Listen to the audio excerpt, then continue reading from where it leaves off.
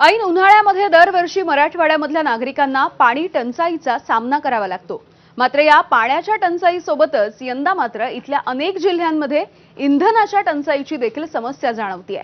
अनेक शहरांमध्ये petrol पंपावरती no स्टॉकचे बोर्ड झळकतायत। महामार्गावरच्या पेट्रोल पंपावरती वाहनधारकांची मोठी गर्दी झाली आहे, त्यामुळे सगळ्यांचीच गैरसोय होतीये। बीड जिल्ह्यामध्ये गेल्या 3 दिवसांपासून इंधन पुरवठा पूर्णपणे विस्कळीत झालाय। रखरखत्या उन्हामध्ये जवळपास अर्धा किलोमीटर पर्यंत वाहनधारकांच्या रांगा लागल्या। दुसरीकडे हिंगोलीमध्ये सकाळपासून पेट्रोल पंपावरती मोठी गर्दी झाली आहे। डिझेल मिळवण्यासाठी कॅन आणि छोट्या टाक्या घेऊन लोक पंपावरती पोहोचतायत, तर धाराशिवमध्ये पेट्रोल पंपावरती लोकांच्या रांगा लागल्याचं चित्र आहे।